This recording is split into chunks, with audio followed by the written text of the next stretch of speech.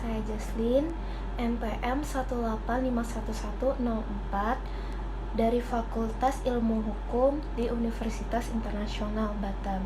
Jadi hari ini saya ingin mereview ulang kembali mata kuliah Hukum Lingkungan. Jadi yang pertama itu saya ingin menjelaskan apa sih yang dimaksud dengan hukum lingkungan tersebut. Jadi interaksi antar manusia sesama manusia dan juga lingkungan ini akan memberi dampak yang positif maupun negatif, karena manusia tumbuh dan berkembang itu bersama dengan lingkungan di sekitarnya. Maka dari itu dibuatlah suatu rancangan peraturan hukum untuk mengatur keseimbangan manusia dan lingkungan tempat tinggalnya, dan juga mengatur pola serta kondisi manusia yang berada di lingkungan tersebut. Selanjutnya ini Undang-Undang Nomor 32 Tahun 2009 ini dia memiliki beberapa jenis penegakan antara lain. Yang pertama itu sanksi administrasi, lalu yang kedua itu ada penyelesaian sengketa lingkungan di luar pengadilan. Nah, lalu yang ketiga ini dia ada melakukan penyelesaian sengketa lingkungannya ini di pengadilan gitu. Lalu yang keempat ini penegakan hukum pidana. Nah, selanjutnya itu terdapat 3 pilar hukum lingkungan untuk dijaga, yaitu pilar ekonomi, lalu lingkungan hidup dan sosial masyarakat. Nah, tujuan ini buat apa?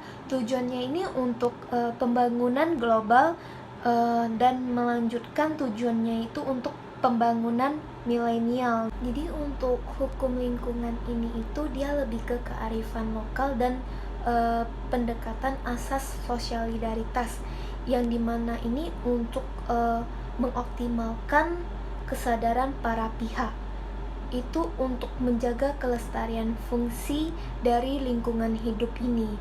Maka kalau jika tidak ada kesadaran dari para pihak ini, maka hukum wajib ditegakkan. Terus pertanyaan yang kedua itu mengenai asas hukum lingkungan beserta peraturan PRUU yang pernah berlaku. Jadi untuk hukum lingkungan ini itu dia lebih ke kearifan lokal dan pendekatan asas solidaritas, yang dimana ini untuk mengoptimalkan kesadaran para pihak itu untuk menjaga kelestarian fungsi dari lingkungan hidup ini. Maka kalau jika tidak ada kesadaran dari para pihak ini, maka hukum wajib ditegakkan.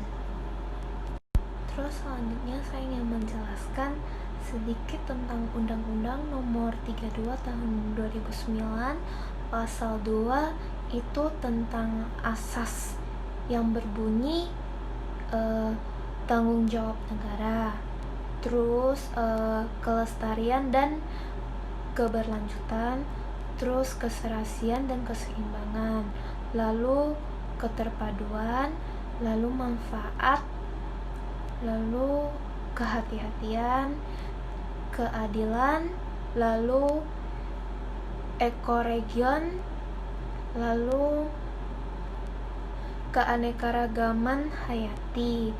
Selanjutnya pencembaran membayar, lalu partisipatif, lalu kearifan lokal, tata kelola pemerintahan yang baik, dan yang terakhir itu ada otonomi daerah.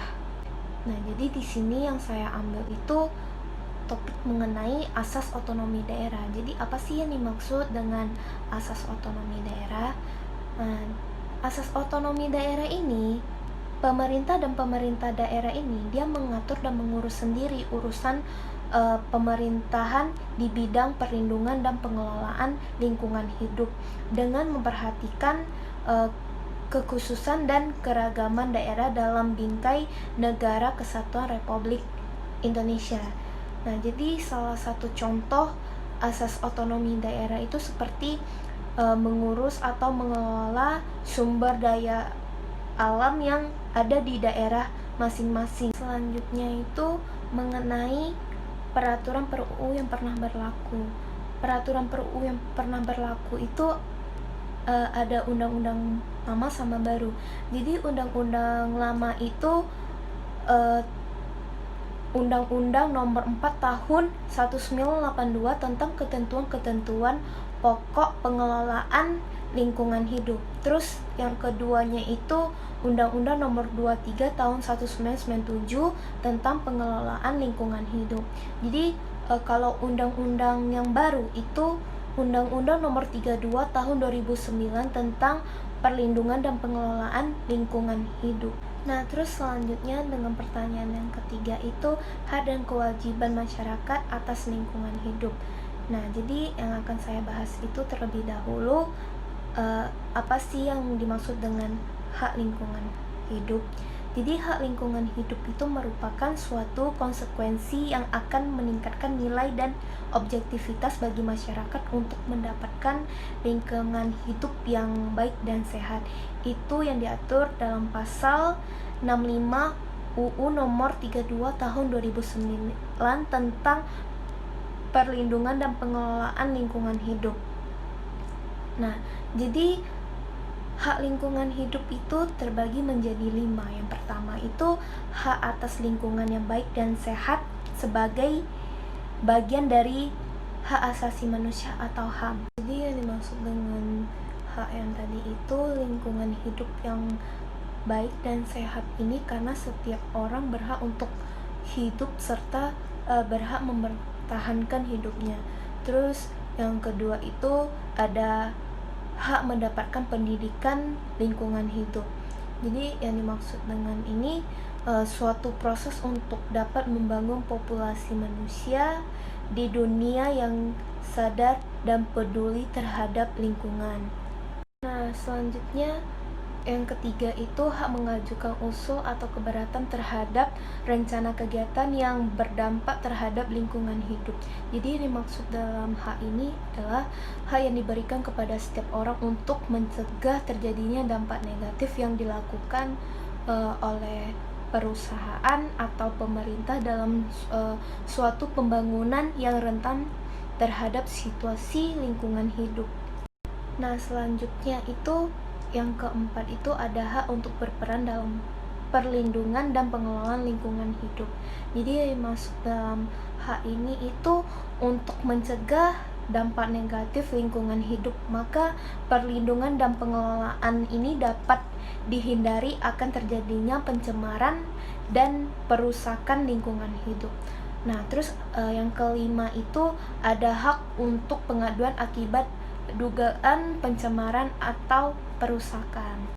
Nah, selanjutnya saya ingin membahas kewajiban. Jadi kewajiban itu apa sih?